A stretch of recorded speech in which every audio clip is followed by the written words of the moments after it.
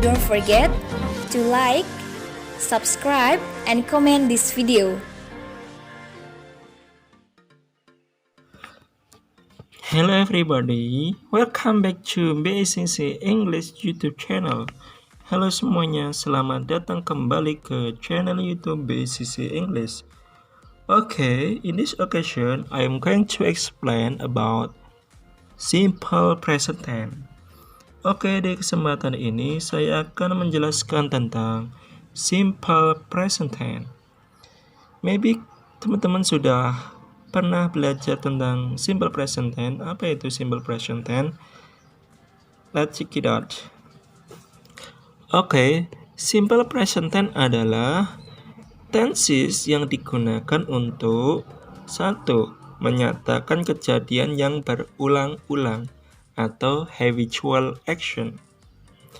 Yang kedua, menyatakan kebenaran umum, general truth. Jadi, kegunaan daripada tenses simple present tense itu ada 2 ya. Yang pertama, menyatakan habitual action, kegiatan yang berulang-ulang. Yang kedua, menyatakan general truth, kebenaran umum. Bisa dipahami ya adik-adik? Next, selanjutnya, time signal, keterangan waktu, simple present tense ya. Keterangan waktu dalam tenses simple present tense itu apa aja sih? Oke, repeat after me ya, ikuti setelah saya. Usually biasanya. Always selalu. Often sering. Seldom jarang. Never tidak pernah. Sometime kadang-kadang. Every day, setiap hari. Every week, setiap minggu. Every month, setiap bulan. Every year, setiap tahun. Every morning, setiap pagi. Every afternoon, setiap siang. Every evening, setiap malam. Once day, sehari sekali. Once week, seminggu sekali. Once month, sebulan sekali. Nah, this is about time signal of simple present tense. Ini adalah tentang keterangan waktu dalam tenses simple present tense. Silakan teman-teman dihafalkan supaya tahu kalau ini adalah waktu daripada simple present tense. Next, selanjutnya, fungsi simple present tense. Fungsinya apa saja sih? Sebenarnya sudah kita bahas di atas tadi, bahwasanya fungsi yang pertama adalah menunjukkan kebiasaan yang berulang-ulang atau habitual action. Example, contohnya, I go to school every morning. Saya pergi ke sekolah setiap pagi. Nah, setiap pagi dia selalu pergi ke sekolah. Nah, ini adalah menunjukkan kebiasaan yang berulang-ulang. The second, yang kedua, menunjukkan general truth, kebenaran umum.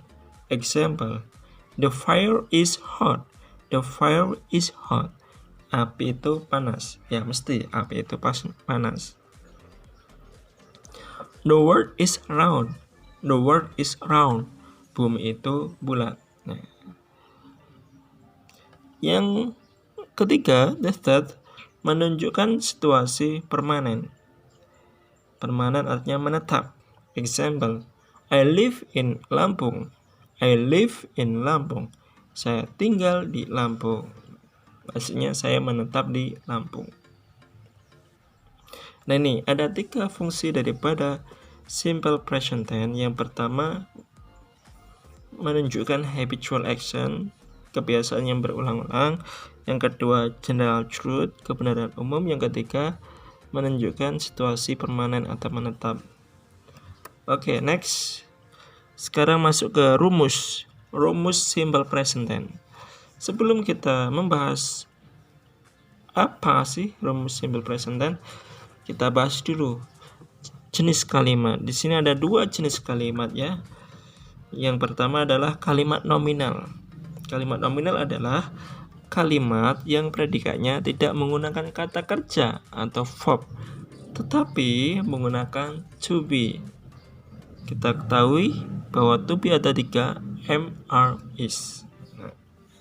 Jadi kalimat nominal itu kalimat yang predikatnya menggunakan to be ya, not verb, bukan kata kerja. Kalau kalimat verbal adalah kalimat yang predikatnya menggunakan kata kerja atau verb.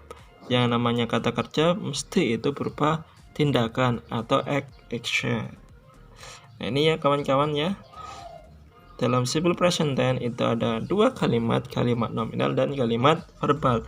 Intinya untuk mudah mengingat, kalau kalimat nominal adalah kalimat yang predikatnya tidak menggunakan kata kerja, tetapi menggunakan to be. Kalau kalimat verbal, kalimat yang predikatnya menggunakan kata kerja atau verb ya.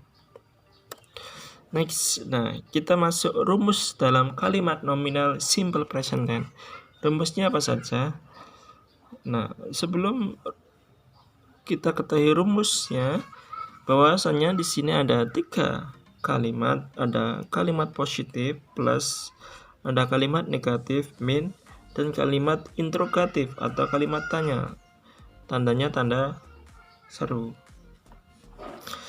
Nah, untuk kalimat positif rumusnya ada pertama subject, yang kedua to be, subject plus to be plus complement.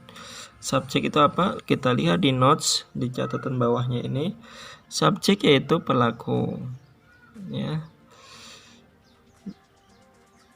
Dimana pelaku itu ada I, artinya saya, to be-nya am. Kemudian ada you, kamu, they, mereka, we, kita, to be-nya are. Kemudian ada she, dia perempuan, he, dia laki-laki, it, dia benda atau binatang. Kemudian nama orang, Ria misalnya, nah itu to be-nya is. Nah, jadi hendaknya ngomong subjek itu pelaku, ada I, you, they, we, she, he, it. Sedangkan to be itu ada 3, am, are, is. Sekali lagi, kalau am untuk subjek I, kalau are, you, they, we, kalau is, she, he, it. Atau nama orang, misalnya Ria gitu ya. Kemudian complements. Complement itu artinya pelengkap, berupa kata sifat yang bahasa Inggrisnya adjective, kata benda bahasa Inggrisnya noun, kata keterangan bahasa Inggrisnya adverb. Di mana adverb atau kata keterangan itu ada 2 ya, ada time, keterangan waktu, dan place, keterangan tempat. Disingkat menjadi ANA. ANA singkatan dari A pertama adjective, and noun, a adverb. Understand adik-adik? Paham ya? Oke, kembali lagi ke rumus. Rumus positif subject to be complement. Kita lihat di example contohnya, I'm a student. Saya adalah siswa. Nah, siswa di sini adalah menunjukkan kalimat noun ya, kata benda. Next, selanjutnya you are smart. Kamu pandai. Smart ini menunjukkan kata sifat adjective. Next, he is in the class. Dia laki-laki di dalam kelas. Nah, di dalam kelas ini menunjukkan adverb. Adverb place ya, keterangan tempat. Kemudian kalimat negatif. Subject plus to be, dan depannya to be plus not plus complements. Contohnya, I'm not student. Saya bukan seorang siswa. You are not smart. Kamu tidak pandai. He's not in the class. Dia laki-laki tidak di dalam kelas.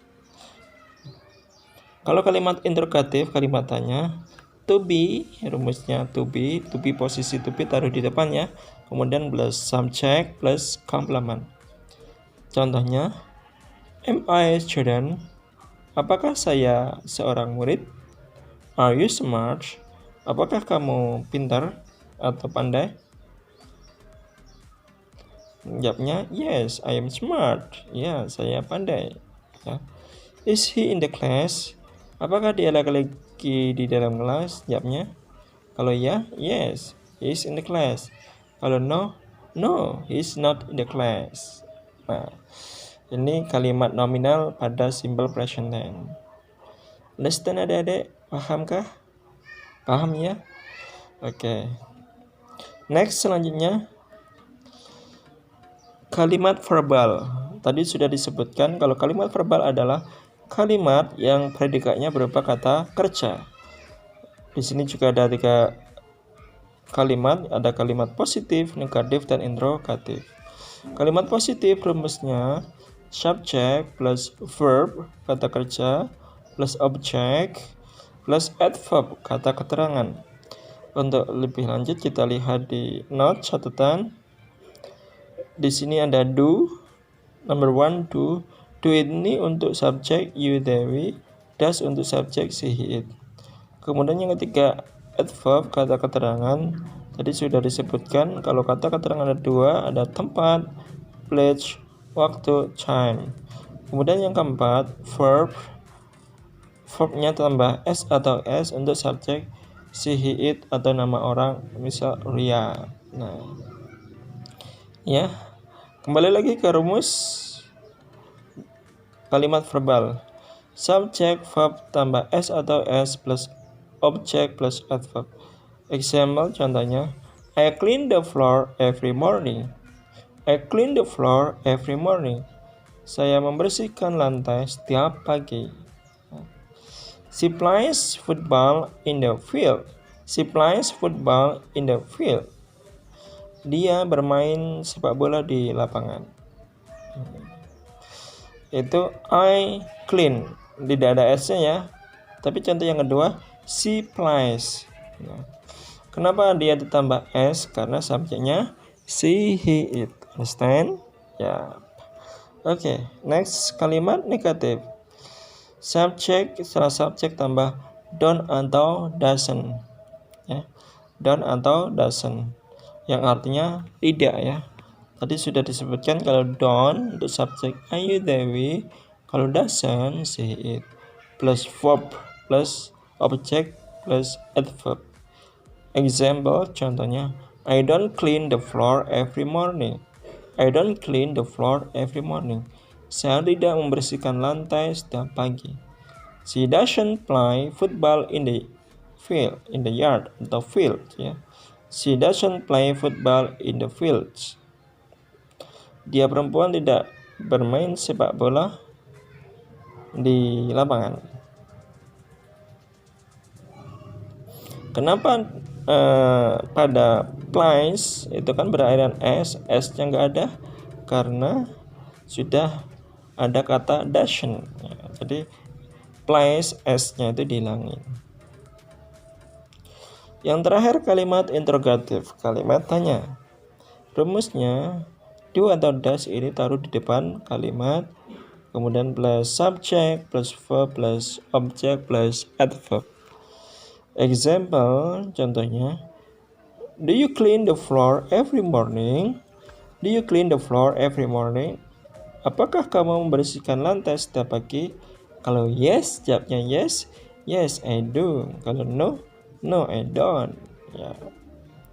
The second, does she play football in the fields? Ini maksudnya field ya, lapangan bukan yard, maaf.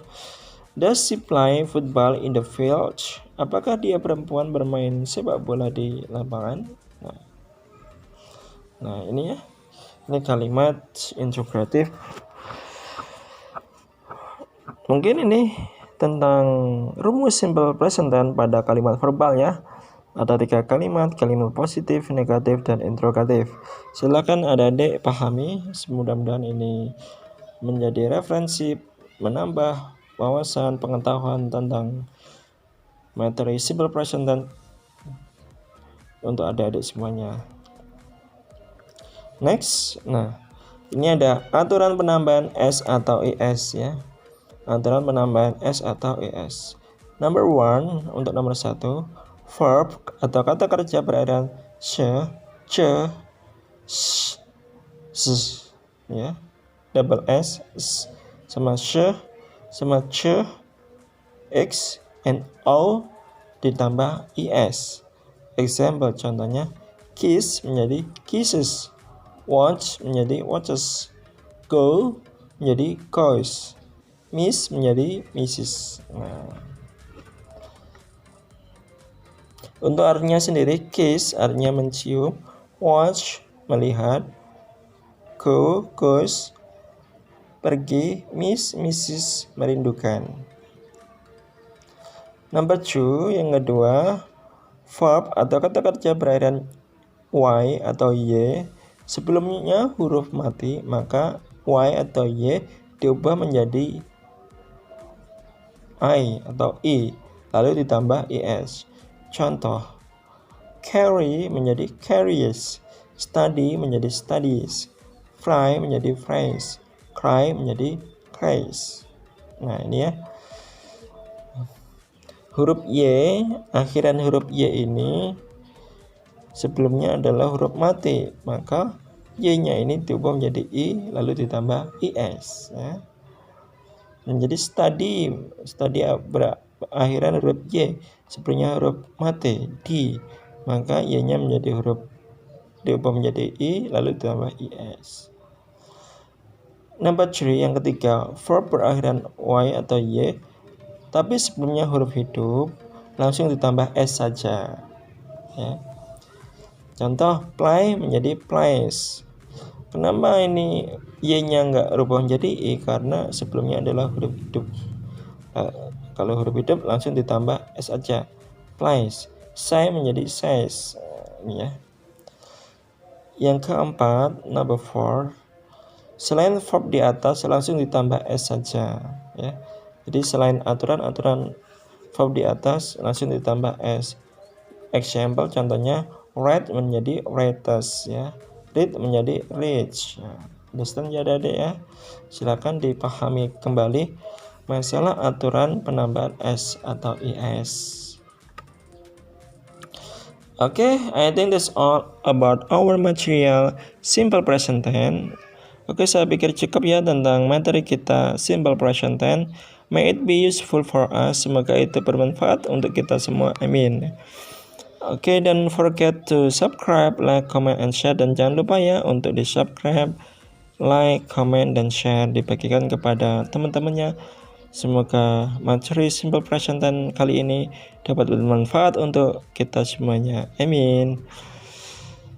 Thank you very much for joining with us. Terima kasih banyak telah bergabung dengan kita.